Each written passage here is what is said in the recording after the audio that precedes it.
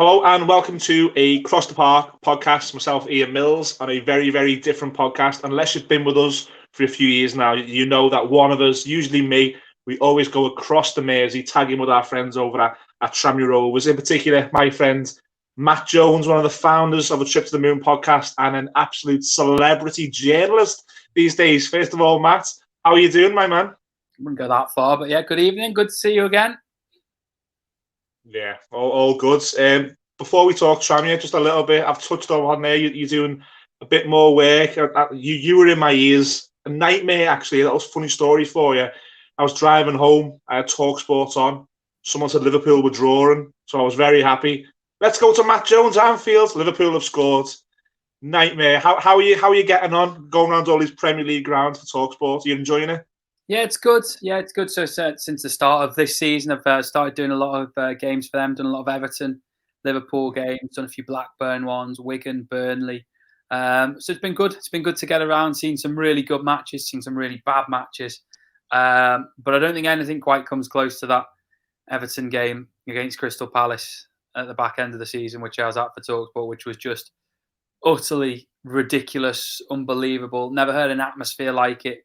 To the point where, if there are any geeks out there listening, we have an ISDN kit. We plug in our headset, which we hear through and we can speak through. And then if we're doing a live commentary, you'd have an external mic so it can pick up a bit of atmosphere. And they buzzed through and said, "Can you turn down your external mic, please?" I said, "I don't have an external mic in." And that's how loud the atmosphere was at Goodison that night. So that was quite an experience. But yeah, been good to get some European games. Obviously, Championship, League One, up and down the division. Means I don't get to see as much of Tranmere as I might like. I think you probably ended up at more games at Prenton Park this year than I did, but still managed to catch quite a few of them through TV and things like that. So it's been a great season. It's been a very different season to what I've been used to before, but thoroughly enjoyable.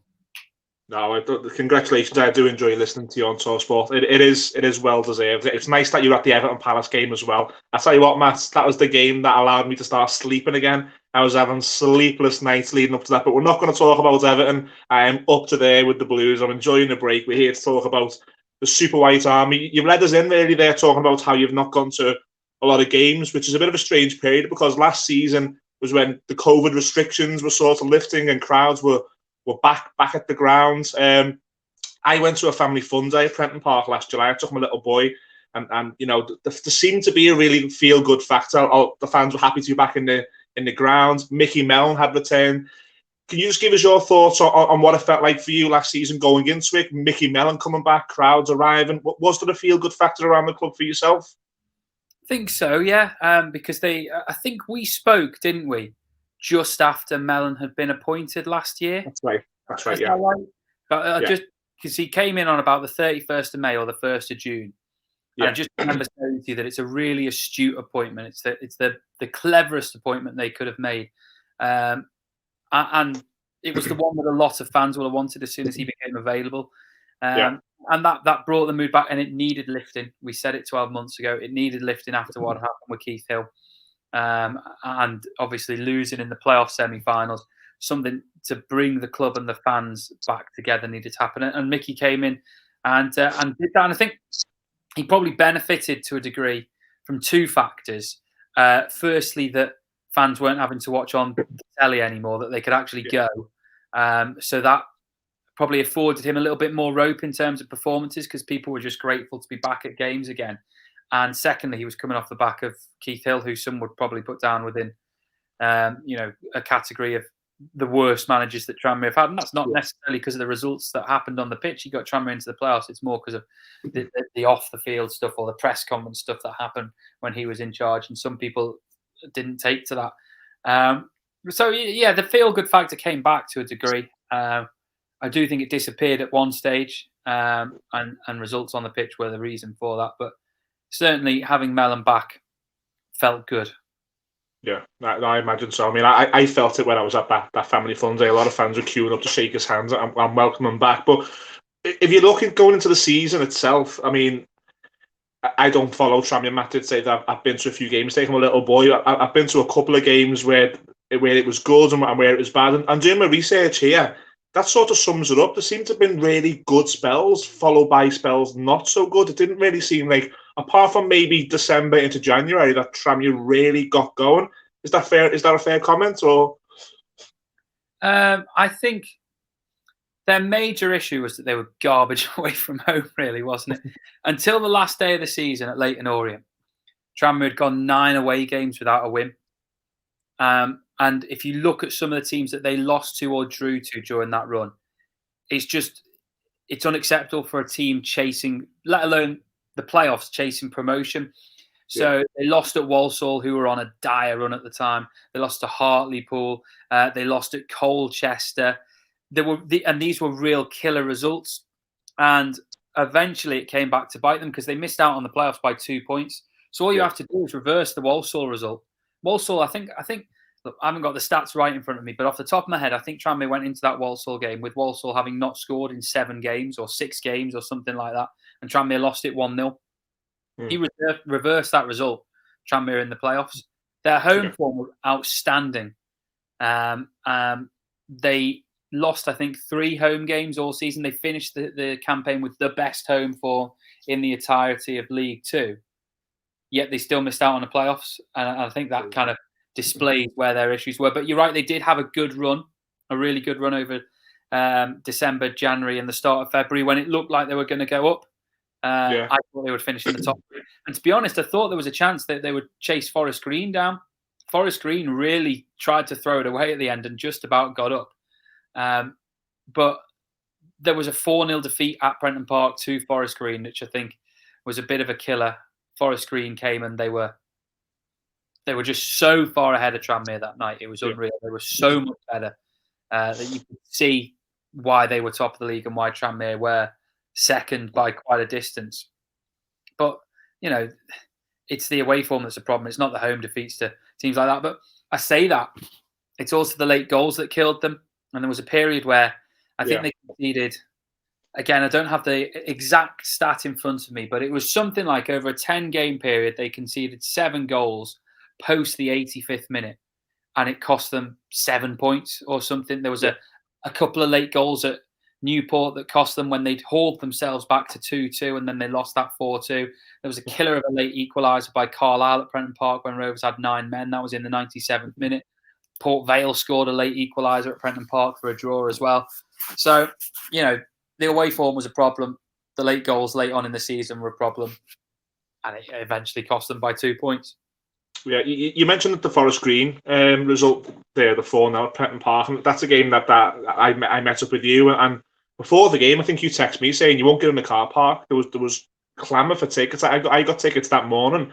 And they were hard to get. They were hard to get 2 seats together. There was such a big buzz about that game. And then the result was disastrous, if you will. It wasn't just a 1-0 loss, like you said there. It showed the goal. After that, Tranmere beat Stevenage. They drew with Barrow. Then they beat Swindon. So to call it a hangover from that game is a little bit unfair. But then they go into a spell where Walsall, Hartlepool, Port Vale, Newport County, Northampton, 5 games without a point, really. So is it fair to maybe say that the damage that Forest Green result did was a lot psychological as well? Because I think the fans and maybe the players were thinking, if Tranmere beat Forest Green, wow, there's real chance of winning the league, if you will. And then Forest Green pulls away. Is it fair to say that there may have been some sort of psychological hangover there from that result? Maybe. I think what you'll also remember that I said to you before this game is that they won't win it before the Forest Green game, because whenever Tranmere have a crowd in excess of 8,000 fans, they inevitably struggle. I think in terms of regular league fixtures, they haven't won a home game in front of 8,000 or more since 2004. They've had a couple of playoff ties since then that they've won, but regular league fixtures, they struggle. And I think there were nearly 9,000 for that Forest Green game. They weren't good. Forest Green were excellent. You're right, there wasn't a hangover. I think actually around that period, and I can't remember the exact game it happened, but Jay Spearing picked up an injury. And Tranmere had been playing with 2 holding midfielders. They've been playing with Leo Connor and Jay Spearing.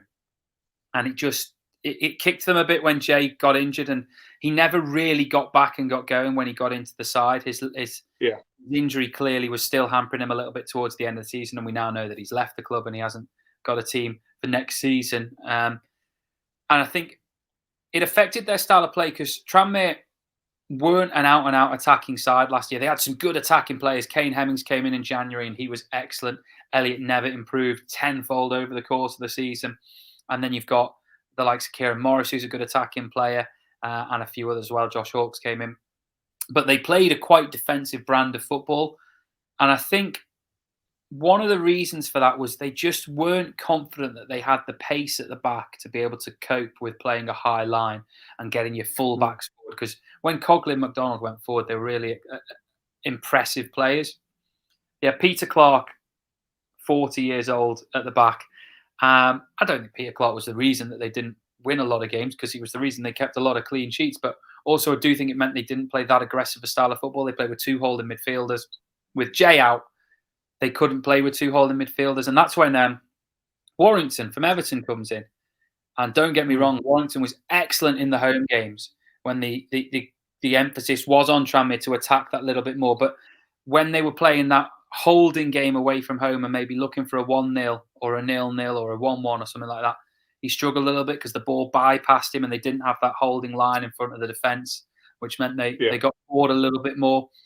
So Jay going out was probably more of a reason than a hangover from the Forest Green game. I know I've gone completely off key there with a roundabout way of talking about that game. But right, they did have those two wins. The game against Swindon was the best they played all season. They were superb, and then they just never followed it up after that.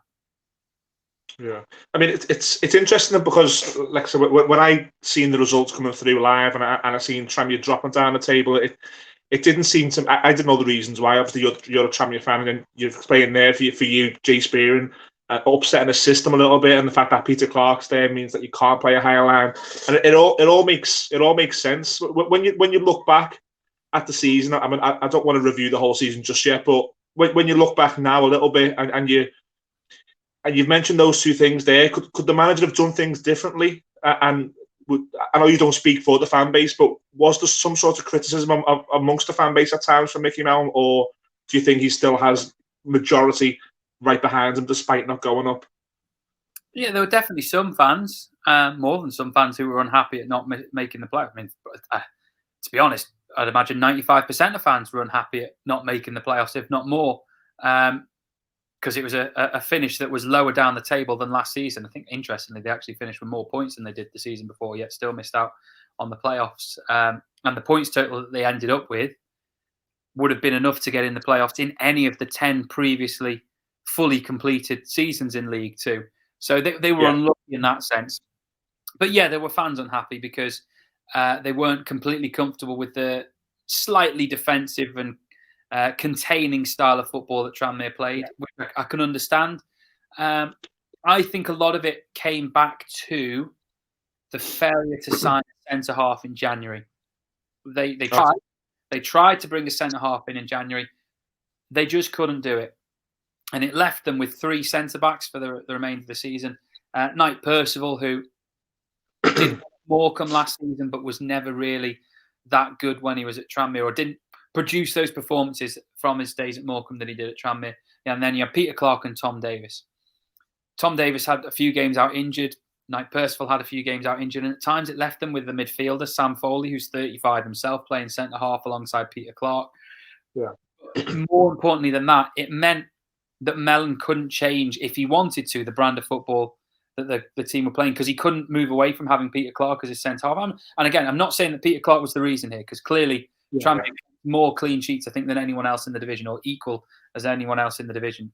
So clearly they were good defensively.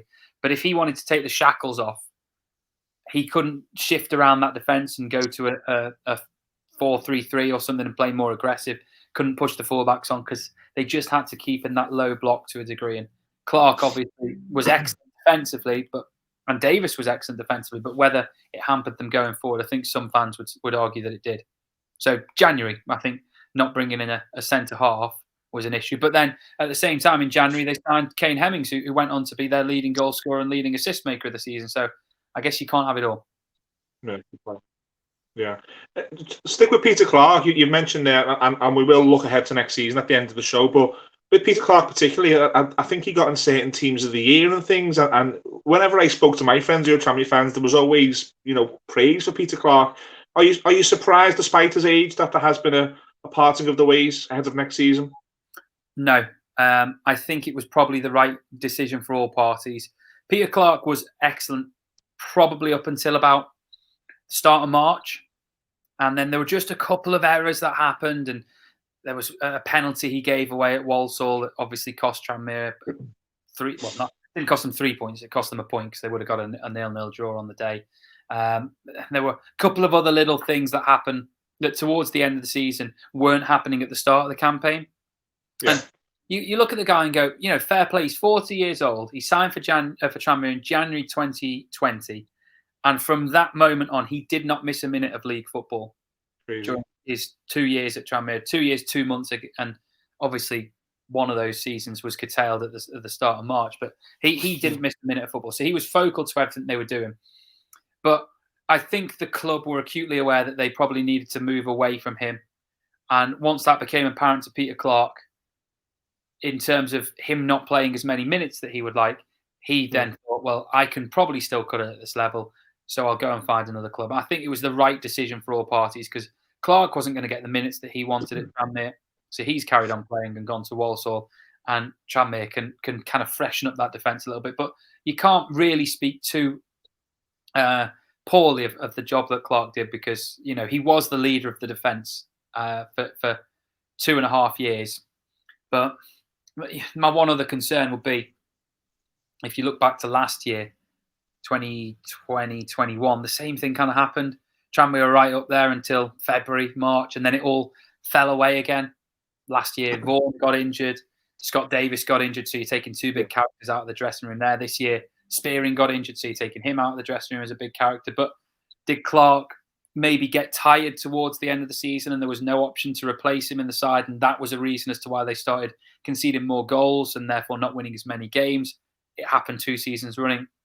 I think there'll be a case to suggest that possibly it was a small factor in both seasons. Yeah. Before we move on to the end of the season and where Tranmere did fall short, just to ask you about a couple of individuals.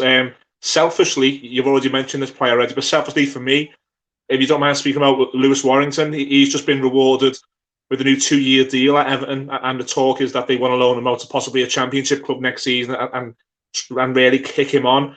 Were you impressed with Lewis Warrington in a Tranmere shirt last season? I was in the home games, yeah, I was, because I felt that he was used more effectively, that the game suited him more at home compared to away. But I only saw him live a couple of times. I saw him on TV a fair few times as well because I cover games for IMG, for the EFL on Sky, and I get to watch him on a computer screen down there. So I saw him live a few times and I saw him on TV. And what always impressed me was that he always seemed to have an extra half a second on the ball. And it reminded me actually of when James Wallace came down from Everton to Tranmere. Yeah. And you could just tell that he had that little bit more brain, that little bit more thought that went into each move that he did. And it just seemed to give him the time. And he scored a terrific goal against, I want to say, Harrogate at home, which I was there for. He just cut inside and put it in the bottom corner. It's a lovely bit of football. So really talented lad. And people kept saying to me, do you think we'll get him back for next season? I was like, absolutely no chance. The only way Tranmere are signing him next season is if they get promoted, because as far as Everton are concerned, he's completed League 2 now. Get him up a level, get him to League 1. Championship might be a little bit of a stretch at this stage, but certainly League 1 football, top end of League 1, he could easily hold his own, in my opinion. So really impressed and keen to see how bright a future the lad can go on having. Nice to have a good loanee back from Everton as well, because I don't think, since Wallace, I don't think there's been one, has there? Obviously, circumstance is in that Tranmere are in the National League for 3 years, but nice to be having those players come across the water again. Yeah, I think the last one that he had from us was George Green, and I think he was someone who unfortunately has gone off the radar a little bit. But with Lewis Warrington, I was reading an article in the Liverpool Echo where he spoke glowingly about Tranmere, and he said he'll always have a fondness for them. I'll always look for their results, and I always think that's a measure of the man. But when someone goes out the way and says thank you and sort of says big things, for me as an Evertonian, I'm looking forward to maybe seeing him in pre-season and seeing what he does. It wouldn't surprise me to see him back at Tranmere one day. You know, if Tranmere are promoted this season, it doesn't work out for Lewis Warrington, Everton, it wouldn't surprise me to see him playing his trade in League One, and fingers crossed maybe the Championship at Tranmere one day. Another player that I wanted to ask you about, Matt, and with no disrespect meant to anybody watching this podcast, my eyebrows were raised when you signed Callum McManaman. I thought he was someone who played at a much higher level. It didn't, on paper, didn't quite work out for me. Why is Callum McManaman not signing another year, another 2-year deal? Why is he not your best player? What happened there? I'd love to know. I'd love to know, because when he signed for Tranmere, I thought, hey up, what a signing that is. How have they managed to get Callum McManaman to come to Prenton Park? He was for me the marquee signing. He was the one I was most excited to see. It just didn't work. I don't know what. I don't know if it was down to fitness. I don't know if it was down to League Two being a bit more kick and rush and not getting as much time and space on the ball, and obviously being a bit more physical. And he's not used to that, having played in the Premier League, the Championship, and over in Australia recently as well. I don't know what it was, but it just did not work. It did not work at all. And no one could have been more disappointed than Callum McManaman that it didn't work out. But I have to say, I must have been not far behind him in my disappointment, because I was just so excited when he came through, and it just didn't happen. Had one good game away at Bradford when he scored, but other than that, I don't think many would remember too many of his appearances. Yeah, and like I said, we will move on to the end of the season and look ahead to next at the end of the show. But just one. You're watching them? You're waiting for Emmerdale to come on, are you, or something? I said you haven't mentioned Glatzel. Oh, the loanee from across the park. Yeah. I try not to talk too much about them, but yeah, go ahead. We're impressed with Paul Glatzel for Tranmere this season. Paul Glatzel, when he could get on the pitch, was the best player in League Two last year. Unfortunately, he could only get on the pitch about 30% of the time. He had a tough start, which I kind of expected, because he spent so long out while he was at Liverpool.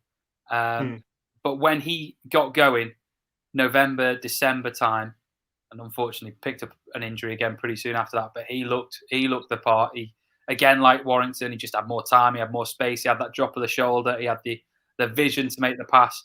If he'd stayed fit, Tranmere would have been in the top 3. Not a shadow of a doubt in my mind. Good player. Would love to see him back.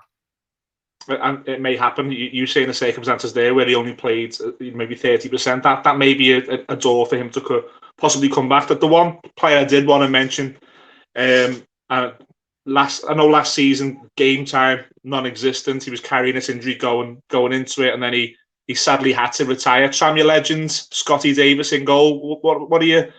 We obviously, and the answer to this is going to be yes. But first of all, were you really sad to see what happened to him with the injury and having to retire the way he did? And how big a miss actually was Scotty Davis last season on and off the pitch?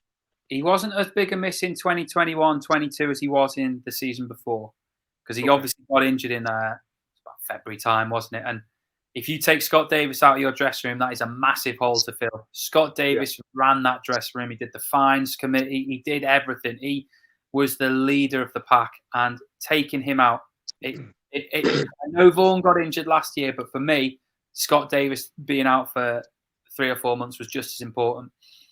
And I know Scott really well, because I've worked alongside him for since he joined Tranmere in 2015, and he was just such a good player. So many big saves that he made one against Aldershot in the playoffs, one against Ebbsfleet. The save he makes against Newport in the playoff final at 0-0 is absolutely outstanding. And there's one down at Exeter when they won 1-0 in the League Two season in 18-19, which was just unbelievable as well. Brilliant player. Gutted to see him go. We've had Scott on our podcast, and he's told us that he struggled. He's really, really struggled with the news that his career has been taken away from him. If you go out on your own terms, it's fine to a degree.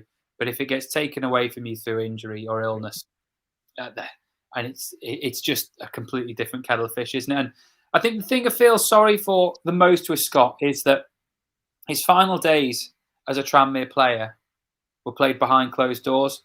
And one of the things Scott really got at Tranmere was he got the fans, and the fans got him. There was a real link there, and they loved each other. And not many players over the last 20, 30 years have done that, have understood the fans and the fans have understood them back. But Scott did. And, you think back to 2019-20 when Tranmere just won those 3 games in a row and it looked like they were going to stay up in League One, and then the season ridiculously got stopped. And, well, not ridiculously got stopped, sorry, ridiculously got concluded by points per game. So he had that opportunity to cement himself as a League One player taken away from him. And then he plays his final games behind closed doors. And we did an interview with Ollie Banks the other night, which is coming out soon. He said none of them enjoyed it. But I can tell you now that if anyone hated it more, it would have been Scott Davis.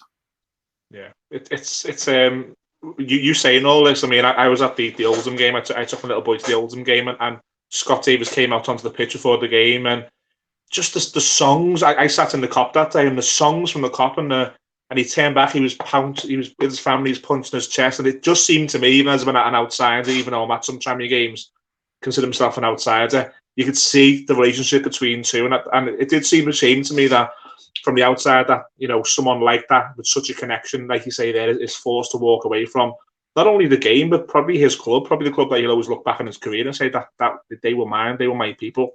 Just to finish up on the season review, you've talked about the reasons possibly you think the game at Walsall, certain formations to cover Spearing, to cover Peter Clark playing.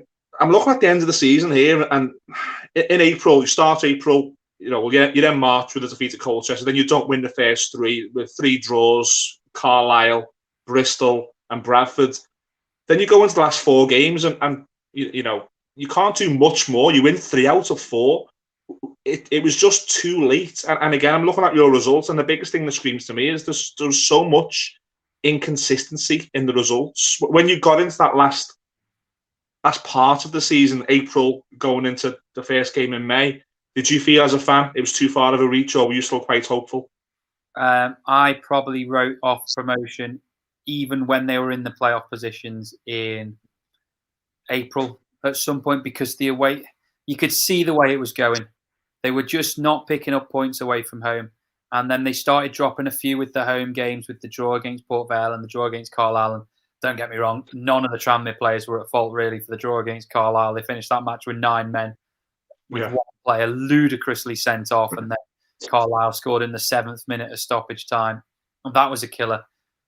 It was the away games that killed them. I know you talk about inconsistency, but look at where the points were picked up and look at where they weren't picked up. Home, every week they were winning or drawing, pretty much winning most weeks. Away from home, you were lucky if they got a draw until that Leyton Orient game, last game of the season. So there's no doubt in my mind it's the away form that has to improve next year. And it's funny, isn't it? Because almost if they'd probably picked up two wins fewer at home and 2 wins more away from home, you'd look at it and go, oh, we were that close, weren't we?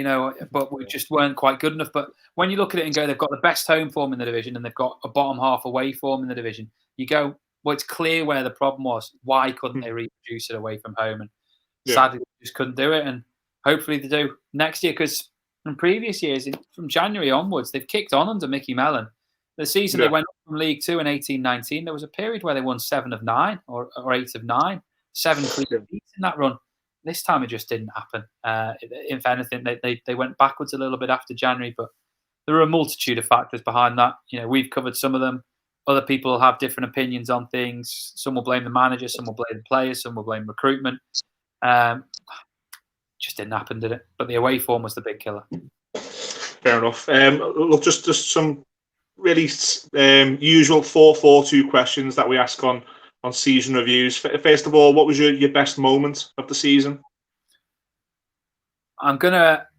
People are gonna listen to this and go, "You are an idiot." But the best moment for me was November 2021. I went to a 1-0 defeat against Sutton, and Tranmere were crap. Believe me, they were absolutely dreadful. But that was the first time I've been back to Prenton Park, barring the Morecambe playoff game, which was capped at 2,000 fans and you had to wear a mask and there was social distancing and whatever. So it's the first time I've been to a proper Tranmere match, really, since February 2020.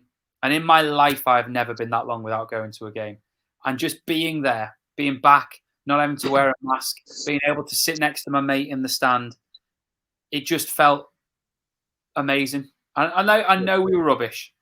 and the result was terrible. But I remember coming away from that podcast, from that game, and doing a podcast and saying, "Do you know what? I really enjoyed that." And it was just because I was let out. I was allowed to go and watch a football match again. Because of work, I hadn't been able to get to any before that point. Things had conspired against me, and I didn't make an away game the entire season. That's the first time that's happened since 95, 96, which was the first year I went to a game. So to go back and watch that Sutton game, yeah, we were rubbish, but just to be back in Brenton Park with no social distancing and whatever, that for me was a really enjoyable moment. It's nice to hear any fan of any football team to say that. I think we were all itching, weren't we, for 18 months or so to get back in there. I was the same when I got back into Goodison. It was special, regardless of who you support, and you get back in there, and that's your football club. Any football fan watching this, you don't need to explain why you love your club. You just do, and you want to be there. So, just to flip that, Matt, what was the lowest point of the season for you? Was there a moment that you thought, "Good God, this is bad"? It's hard to say because I wasn't at any of the away games where they played terrible. Yeah. Even not being there, even driving home from work, and you hear a result and you think, "God, that's gone." Or because even coming away from the Forest Green game, Tranmere were still second in the table, and you still kind of felt, "Oh, they're in it at this point." The Carlisle game was bad though. It was a 2-2 draw. They went 1-0 up with 10 men. I think they went 2-1 up with 10 men as well, and then Morris got sent off, and it absolutely killed them. But I think losing Scott Davis, just knowing that we weren't going to see him again, was a really horrible moment as well, because Tranmere got promoted to League One 3 years ago. There is now only one player left at the club who played in that game, and that's Kieran Morris. And Scott played in 2 promotion finals. Scott played in 3 playoff finals for Tranmere. He played in a Wembley final in the EFL Trophy as well. So knowing Scott and the relationship that I have with him, and knowing how hard it hit him that he had his career taken away from him when his retirement was announced, that was a really horrible moment, I think, as well.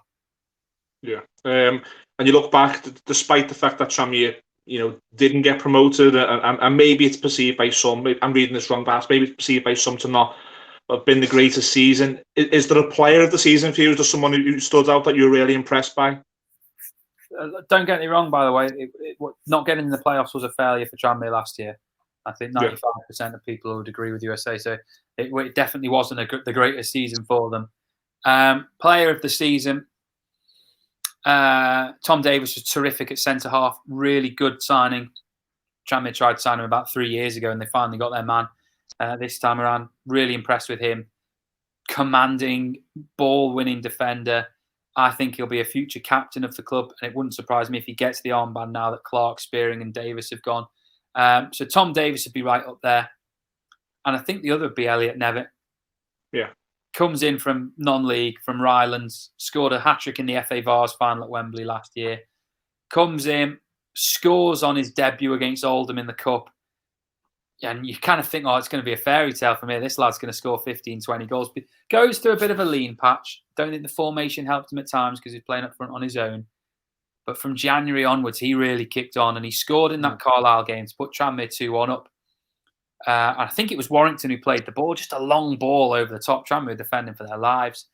And Nevitt runs onto it. And I think at the start of the season, he probably misses it because he had so much time to think about it, closing in on the goalkeeper one-on-one. But he composed himself and he got the goal. And I just kind of thought, you're going to do well at this level. I know that was late in the season, but he's got a new contract for next year.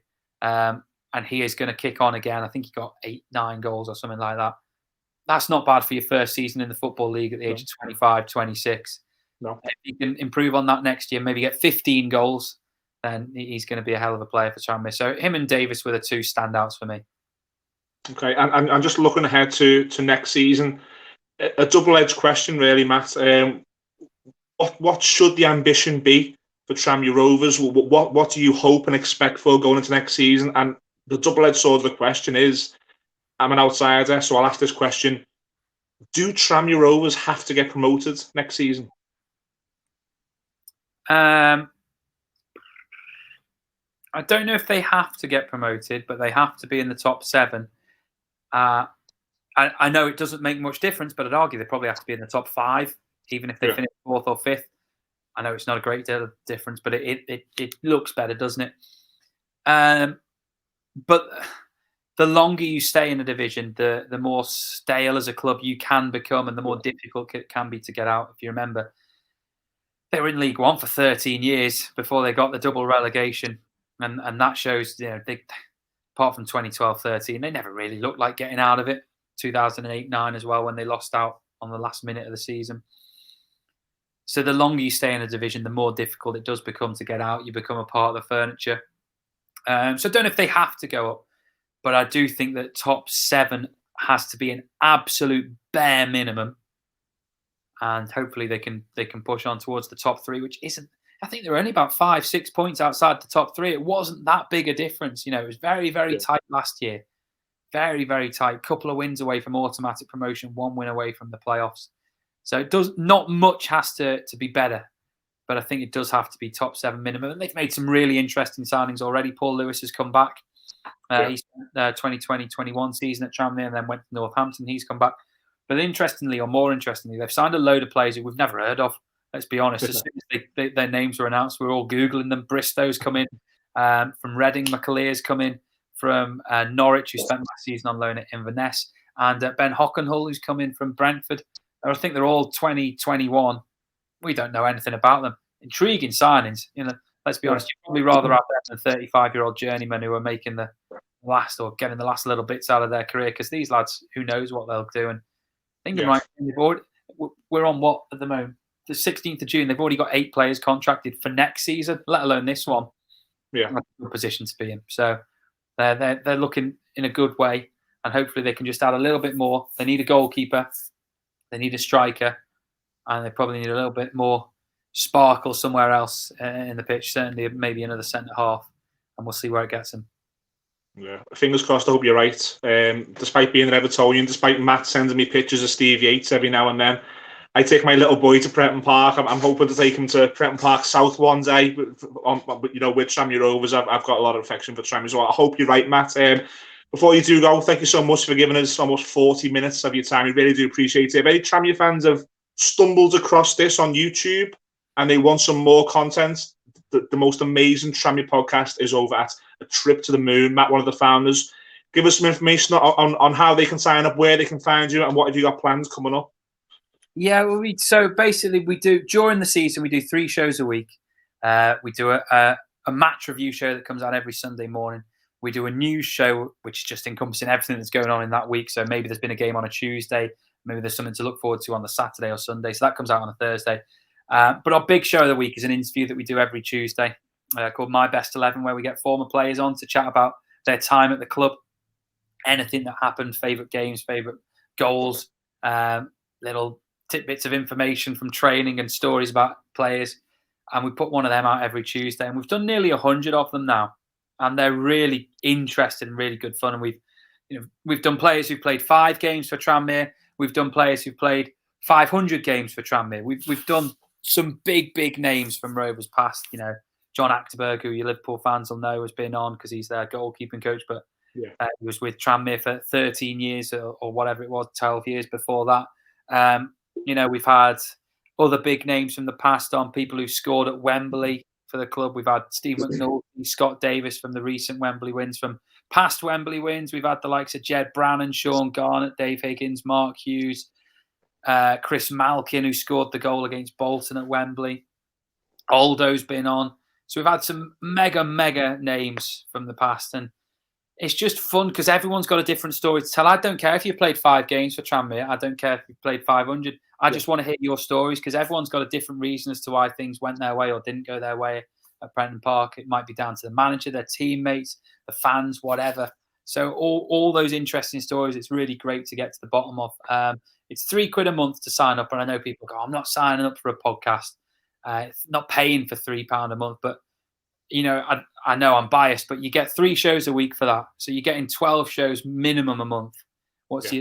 It works out at less than 30p a show by the time you listen to them. And if I wasn't a Tranmere fan, I would. Sorry, if I wasn't doing it, I'd probably sign up to this kind of thing because I just think it's really interesting. It's something that no one else for Tranmere is doing. So come and join us.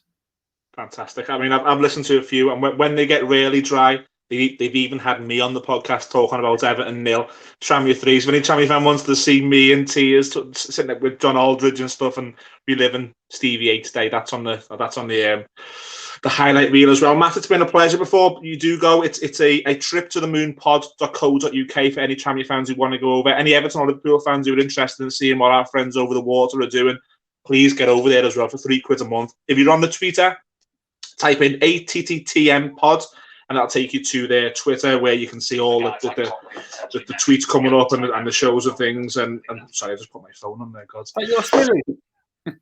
You don't want to know what that was. You do not want to know what that was. Please go. Sorry? You're not watching tractor stuff, are you? No, not again. Anyway, I've been banned from all that. It's been fantastic to have Matt on. Matt, just before you do go, please stop coming through my car stereo saying goal at Anfield. As long as you don't do that anymore, we'll be cool for life. But in all seriousness, I'm looking forward to seeing you back over at Pretton Park next season for a coffee. Hopefully some 3 points. Thank you so much for joining us again on Across the Park podcast. Cheers. Thank you very much.